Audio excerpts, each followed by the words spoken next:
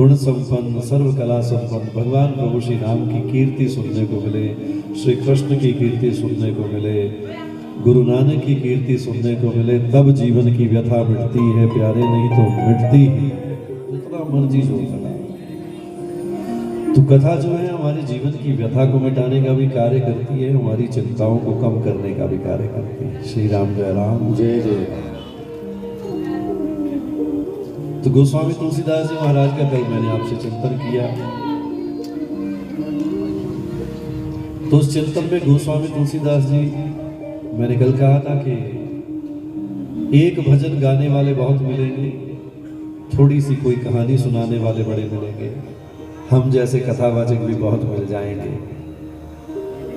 कोई 2 भजन गाता है, कोई 3 भजन गाता है प्यारे, कोई भगवान पर चर्चा करने वाले भी बहुत मिल जाएंगे, लेकिन भगवान के रंग में रंग कर और उनकी गाथा लिखने वालों के नाम में केवल और केवल गोस्वामी तुलसीदास ही हैं प्यारे, और कोई नहीं।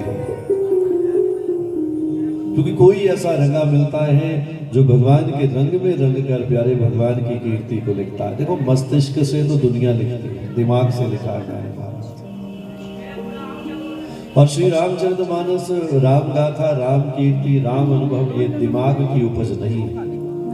It's not the matter of intellect, ये दिमाग की बात नहीं है, ये तो दिल के आत्मा से निकली हुई आवाज है, जो वाणी बन गई, जो कीर्ति बन गई, जो राम गाथा बन गई। श्री राम जय राम जय जय, श्री राम जय राम जय जय। मुस्कुराते रहिए, ये राम कथा है।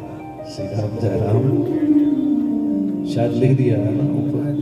हाँ, मुस्कुराते रहिए, ये राम जी का दरबार है ना। चेहरों पर मुस्कान ज्यादा जरूरी है, क्योंकि राम भक्त जो है परेशान नहीं होता, राम भक्त तो आनंद में रहता है। श्री राम जय राम जय जय राम।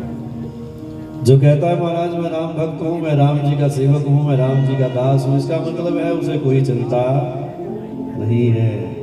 श्री राम जय राम जय जय। तो गोस्वामी तुलसीदास जी महाराज जो भगवान प्रभु श्री राम के इतने अनन्य सेवक थे, अनन्य भक्त थे, जिनके रोम रोम, जिन्होंने अपने आप को लीन किया हुआ था, दुनिया में आने के बाद, संसार को देखने के बाद एक समझ आ गई कि बस नहीं, दुनिया नहीं, दुनिया बनाने वाला चाहिए, संसार के काम नहीं, केवल और केवल राम चाहिए। और गोस्वामी तुलसीदास जी महाराज भगवान प्रभु श्री हरि की कीर्ति लिखी, श्री राम की कीर्ति लिखी। प्यारे ये जो सत्संग हम कर रहे हैं, जिस दुनिया में हम लोग बैठे थे, ये दुनिया बड़ी निराली है, क्योंकि सत्संग साधारण नहीं होता है। दुनिया में आदमी साधारण हो सकता है, घर साधारण हो सकता है, देश काल समाज साधारण हो सकता है, लेकिन सत्संग आज तक कभी साधारण नहीं हुआ महाराज। सत्संग की दुनिया दुर्लभ है, दुर्लभ थी और दुर्लभ रहेगी प्यारे, अनमोल रहेगी। ये दुनिया ही है। तो सत्संग जिसे मिलता है, मैं शुरू करूं तो नीतिकार कहते हैं कि जैसे भगवान की कीर्ति सुनने को मिले, जैसे भगवान की गाथा सुनने को मिले, क्या होता है महाराज उसके साथ? कहते उसके ऊपर एक कृपा होती है कि जात्यम धियो हरति। उस पर पहली कृपा होती है कि उसकी बुद्धि की, दिमाग की जड़ता दूर हो जाती है। उसके विचारों में जितनी जड़ता है, जड़ता का मतलब है कि जो भगवान को समझने नहीं दे रहे हैं विचार, जो भगवान के नजदीक जाने नहीं दे रहे हैं विचार, जो जीवन के आनंद को उठाने नहीं दे रहे हैं विचार, जो जीवन के इस मूल्य को पहचानने नहीं दे रहे विचार, वो विचारों की जड़ता दूर हो जाती है, वो बिल्कुल निर्मल, कोमल और पवित्र हो जाता है। तो नीतिकार कहते हैं पहली कृपा होती है कि जाड्यम धियो हरति। और फिर क्या होता है महाराज? एक और कृपा होती है, सिंचति वाचि सत्यम, कि जो सत्संग करता है, जो राम भक्त है, जो राम जी के चरणों से जुड़ा हुआ है, वो सत्य बोलता है। क्या बोलता है? श्री राम जय राम जय जय। उस पर दूसरी कृपा होती है, वो सत्यवादी हो जाता है, उसकी जुबान पर राम नाम रहता है और वो सत्य बोलता है, असत्य भाषी नहीं है। तीसरी कृपा वो जो है मानोन्नति देशति, उसकी मान और उन्नति स्वाभाविक बढ़ती है। जो राम भक्त होता है प्यारे, वो दुनिया को नहीं कहता मुझे अच्छा कहो मुझे अच्छा कहो, दुनिया अपने आप उसे अच्छा कहने लगती है। जो राम भक्त होता है उसका मान अपने आप बढ़ता है, उन्नति अपने आप बढ़ती है। मानोन्नति दिशति। और राम जी एक और बड़ी कृपा करते हैं, सत्संग करने वालों पर आप आकर बैठ गए। जितने लोग सत्संग सुनने आ रहे हैं और जो सत्संग में आकर बैठ जाते हैं प्यारे, भगवान कहते हैं सत्संग सुनने वालों पर,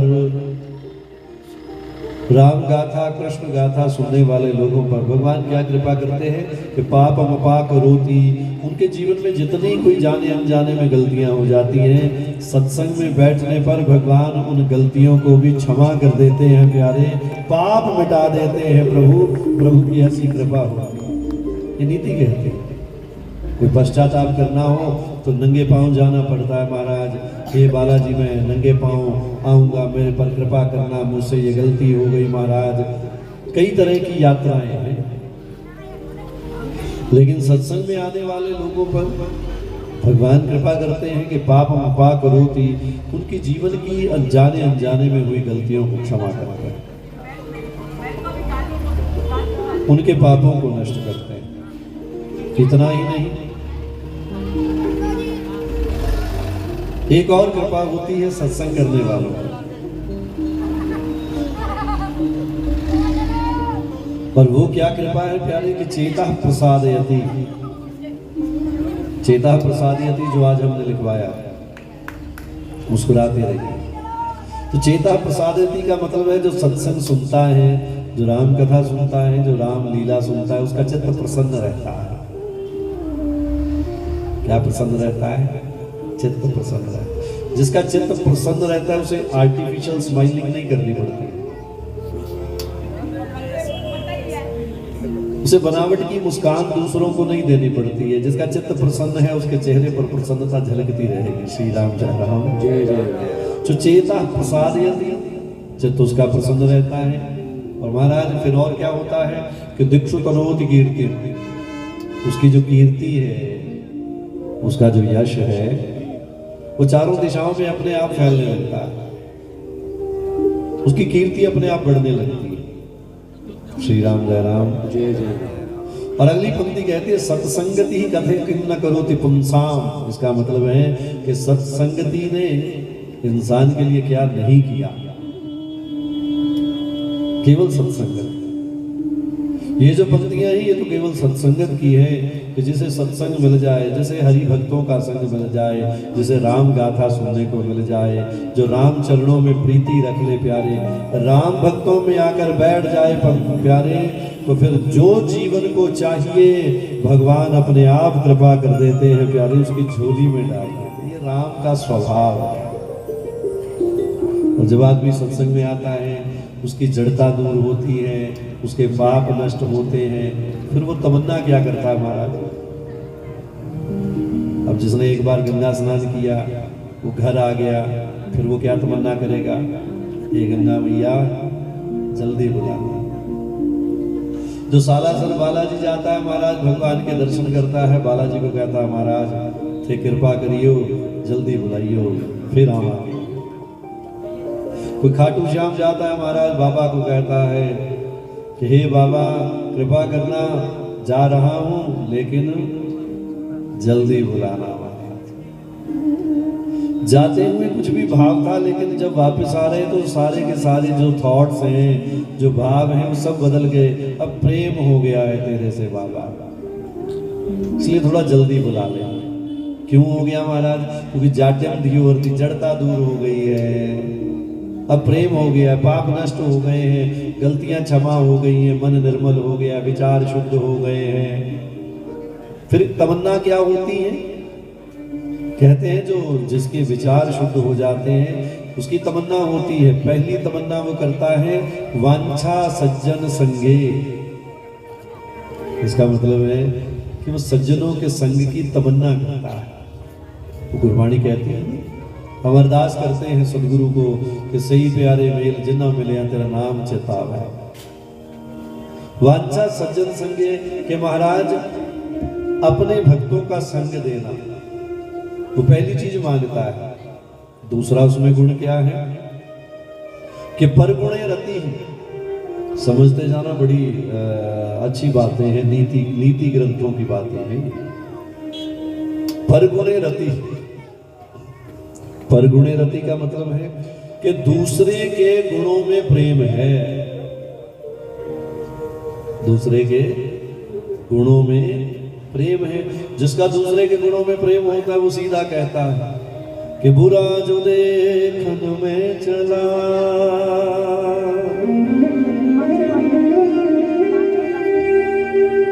बुरा न मिलिया को,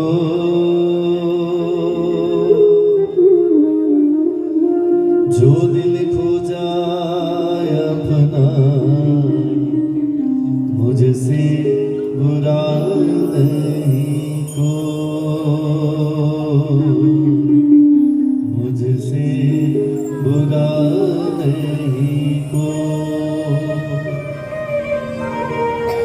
इसे कहते हैं परगुणे रति। परगुणे रति का मतलब है दूसरे के गुणों से प्रेम करना, दूसरे की अच्छाइयों से प्रेम करना, दूसरे के अच्छे गुणों की प्रशंसा करना। श्री राम जय राम, श्री राम जय राम, तो परगुणे रति ही ये किसमें गुण आ गए महाराज? ये उसमें गुण आते हैं जो सत्संग करता है, जो राम कथा सुनता है, जो राम नाम जपता है, जो कृष्ण नाम जपता है, जो सुमिरन करता है, ये उसमें गुण है, उसकी क्वालिटीज हैं। ये क्वालिटी उस भक्त की है जो भजनानंदी है। और परगुणे रति ही दूसरे के गुणों से प्रेम करता है। इतना ही नहीं महाराज, गुरु नम्रता के जो बड़े हैं, बुजुर्ग हैं, संत जन हैं, ब्राह्मण जन हैं, हमसे जो उम्र में आयु में बड़े हैं, उनमें नम्रता रखते हैं, झुककर उनसे बात करते हैं। श्री राम जय राम, उनसे झुककर बात करते हैं। जो बुजुर्ग है, जो बड़े हैं, जो वयोवृद्ध हैं, बात करने की उनको तमीज है, लियाकत है प्यारे। गुरु का मतलब है जो बड़े बूढ़े हैं, वृद्ध जन हैं, जो संत जन हैं, ब्राह्मण जन हैं, जो गुरु लोग हैं, उनमें विनम्र स्वभाव रखना, नम्रता का भाव रखता है। और इतना ही नहीं, उसमें एक और गुण है, विद्या या व्यसनम, जो आजकल बहुत कम मिलता है। विद्या या व्यसनम का मतलब है कि अपने धर्म ग्रंथों की पढ़ने की आदत हो जैसे। श्री राम जय राम, बुरा मत मानना, आज के समय में धर्म है, धर्म ग्रंथ हमारे घरों में है, लेकिन पढ़ने की आदत बहुत कम है। ऐसा नहीं है कि नहीं होगी, लेकिन है, कुछ घरों में है, कुछ घरों में माताएं पढ़ती हैं, कुछ घरों में कई बार कोई बुजुर्ग भी पढ़ते हैं, लेकिन ज्यादातर अब ये आदत कम हो गई।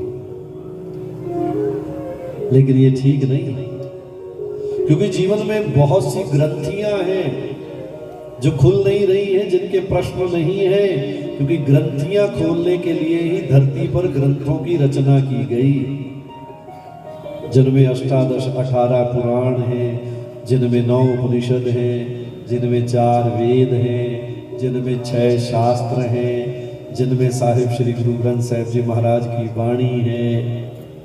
कितना ज्ञान है। फिर उपनिषदों के 9 उप उपनिषद आए, वेदों के 4 उपवेद आए महाराज, पुराणों के भी आगे उप पुराण आए। श्रीमद् भगवद गीता जैसा ज्ञान मिला है इस धरती में। और विद्या या व्यसनम, कि विद्या में उसे विद्या की आदत हो, उसे नशा हो कि मुझे पढ़ना है। बस पढ़ना क्या है? धर्म ग्रंथों को पढ़ना है, वो किताबें नहीं पढ़ना है जिनसे कोई लाभ नहीं महाराज, जिसका हमारे जीवन से कोई मतलब ही नहीं है। श्री राम जय राम। और मैं एक चीज और कहूँ कि अपनी एनर्जी को वेस्ट मत किया करो। श्री राम जय राम। रोज प्रतिदिन भगवान आपको एक प्रॉपर एनर्जी देता है, उसकी एक टाइमिंग है। और सेकेंडली उसकी एक पावर है, एक तो शक्ति है। डेली प्रतिदिन हमें भगवान एक एनर्जी देता है 24 घंटे के लिए, जिसको हमने अलग अलग ढंग से बांटा। और उस एनर्जी को अपनी को यदि इंसान वेस्ट नहीं करता है, फिजूल में इधर उधर दिमाग नहीं लगाता है, तो भगवान बड़ी कृपा करता है, उसकी एनर्जी से उसको बहुत कुछ मिलता है। प्रतिदिन भगवान को पाने के लिए ही हमें मिलता है, स्वयं को पहचानने के लिए प्रतिदिन मिलता है। सूर्य उदय होता है, जैसे अंधकार मिटता है, तो प्रतिदिन जीवन के अंधकार को दूर करने की प्रेरणा सूर्य से मिलती है। जब रात्रि हो जाती है तो चंद्रमा से प्रेरणा मिलती है, शांत होकर सो जाना। क्या होकर? हाँ जी, शांत। पैर सीधे हैं या नहीं है, बिस्तर सीधा है या नहीं है, लेकिन मन शांत होना बड़ा जरूरी। तो चंद्रमा बताता है कि रात्रि में शयन करने जा रहा है तो मन शांत करके सो जा। तो हर क्रिया एक छोटी सी एनर्जी भगवान हमें देता है, प्रतिदिन देता है। अगले दिन रात्रि आते आते वो एनर्जी कमजोर पड़ जाती है, रात आते आते फिर भगवान कहते हैं अब तो सो ले, अब तेरे को और एनर्जी मिलेगी। लेकिन जो उसको पहचानता है वो जागता है, जो उसको पहचानता है प्यारे, वो अपनी एनर्जी को वेस्ट नहीं करता। व्यर्थ के चिंतन में, व्यर्थ की संगत में स्वयं की एनर्जी को बर्बाद नहीं करना चाहिए। तो महाराज व्यसन ही करना है, कुछ नशा ही करना है, तो क्या अपने को आदत डालनी चाहिए? तो नीति ग्रंथों ने कहा कि विद्या या व्यसनम, विद्या का व्यसन होना चाहिए, पठन पाठन की आदत होनी चाहिए। और पठन पाठन किसका? धर्म ग्रंथों का। और इतना नहीं, स्वयोषति रति, इसका मतलब है कि जो आपका अपना परिवार है ना जी, उस परिवार से प्रेम किया गया। श्री राम जय राम। जो आपका अपना परिवार है, उस परिवार से प्रेम किया करो। आजकल आज के समय में बड़ी दुनिया ऐसी है महाराज कि परिवारों में बड़े झगड़े हैं, परिवार आपस में बनती नहीं है महाराज। बड़े अनेक व्यर्थ के वार्तालाप परिवारों में होते हैं। लेकिन संत कहते हैं स्वयोषति रति ही, कि अपने परिवार में प्रेम रखो। और ये कौन करता है? ये वो करता है जो सत्संग में आकर भगवान की कीर्ति को सुनता और गाता है। फिर वो अपने परिवार को जोड़ता है। और लोकापवादात भयम, एक और गुण होता है उसमें, जो सत्संगी जन है वो लोकापवाद से बचता है। लोकापवाद का मतलब होता है कि 4 लोग बैठे हैं तो 5वें की बातें चल रही हैं। 4 लोग बैठे हैं, 5वां उनमें है नहीं, 4 बैठे हैं और 5वें की बातें चल रही हैं। लेकिन जो सत्संगी जन होता है इस अपवाद से बचना चाहता है कि महाराज अगर 4 बैठेंगे तो हम अपनी ही बात करेंगे, हम 5वें की बात नहीं छेड़ेंगे। श्री राम जय राम। 5वें की बात छिड़ेगी तो वो बुराई बन जाएगी प्यारे, और स्वयं की बात छिड़ेगी तो वो अच्छाई बन जाएगी। और जब अच्छाई प्रकट होती है तो आत्मभाव प्रकट होता है, तो आत्मभाव प्रकट होता है तो परमात्मा अपने आप प्रकट हो जाता है प्यारे। फिर जोर नहीं लगता है जब आत्मभाव प्रकट होता है। तो जहां 4 लोग बैठे हों, लोकापवादात भयम, लोक अपवाद से डर लगे कि नहीं नहीं महाराज किसी और की बात नहीं करेंगे। और एक और, भक्ति ही शूली, उसके पास हथियार क्या है? भक्ति का। उसके पास हिम्मत किस चीज की है? भक्ति की है। उसके अस्त्र शस्त्र भक्ति के हैं। और शक्ति आत्मदमने, और स्वयं की अपने आप को नियंत्रण करने की अपने में ताकत हो। एक कहानी सुनाता हूं। एक संत थे, एक कश्ती में बैठे और नदी पार कर रहे थे। संत सन्यासी थे। तो सन्यासी महात्मा क्या होते हैं? लगभग सन्यासी महात्मा मूड मुड़ा कर रखते। तो मूड मुड़ाया हुआ था और सन्यासी महात्मा बैठे हैं कश्ती में। कुछ लड़के आकर बैठे, कुछ युवा लड़के, वो बैठे हैं। कश्ती चली, तो जैसी कश्ती चली तो एक युवा लड़के ने कहा कि मटका कच्चा है या पक्का है? एक युवा लड़का कहता है, भैया मटका पक्का है या कच्चा है? तो दूसरे ने कहा, लगता तो पक्का ही है। तीसरा कहता है, खटका के देख लो।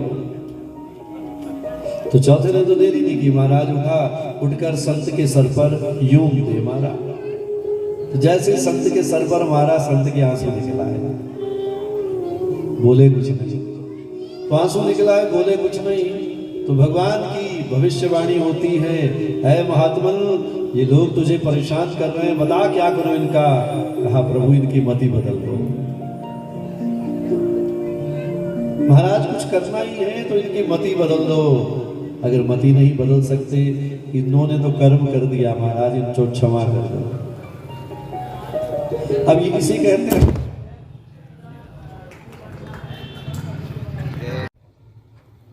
ਗੁਰਮੁਖ ਪਿਆਰਿਓ, ਆਪ ਸਭ ਜੀ ਨੂੰ ਬੇਨਤੀ ਹੈ कि आप कृपा करके वाहिगुरु जोत चैनल को सब्सक्राइब करें, लाइक करें, शेयर करें, सेव करें एंड कमेंट भी करें। आपकी बड़ी मेहरबानी होएगी। आपका एक एक लाइक हमारे लिए मोटिवेशन का काम करता है, तो आप लाइक सब्सक्राइब ज़रूर करें।